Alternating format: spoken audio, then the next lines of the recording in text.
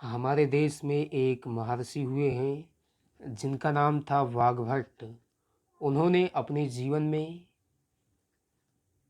दो पुस्तकों को लिखा। पहली पुस्तक का नाम अष्टांग संग्रह और दूसरी पुस्तक का नाम अष्टांग हृदयम। इन दो पुस्तकों में उन्होंने शरीर रचना और इसकी कार्य प्रणाली का वर्णन किया, और उसमें यदि कोई दोष आ जाते हैं या बीमारियां लग जाती हैं तो उसका निदान करने का उपाय बताया, और कुछ महत्वपूर्ण सूत्र को लिखा जिसको पालन करके कोई भी व्यक्ति आजीवन निरोगी रह सकता है। उनके अनुसार शरीर में रोग तभी आ सकते हैं जब शरीर की कोई कार्य प्रणाली ठीक से काम नहीं करती है।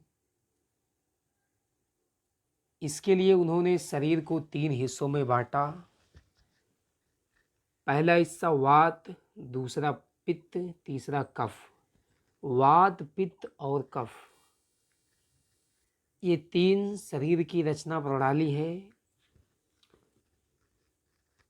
इसके आधार पर उन्होंने शरीर में त्रिदोष को बताया। त्रिदोष होने के कारण ही शरीर में बीमारियां लगती हैं। इसके लिए आवश्यक है कि अष्टांग हृदयम के जो सूत्र हैं उसको पालन किया जाए, और इसका पालन करके व्यक्ति अपने जीवन को सुखी और समृद्ध बनाए। वाग्भट्ट का कथन है कि कोई भी व्यक्ति मोक्ष तभी प्राप्त कर सकता है जब वह अपना कल्याण करे, यानी वह निरोगी रहे। उसके जीवन में दैहिक, दैविक और भौतिक दुख ना हो। दैहिक दुख यानी कि शरीर का दुख, यानी कि शरीर बीमार रहेगा तो वह दैविक दुख है। दैविक यानी कि कोई आपदा आ जाती है, जैसे भूकंप, बाढ़, सुनामी इत्यादि। भौतिक दुख यानी कि पैसे की समस्या।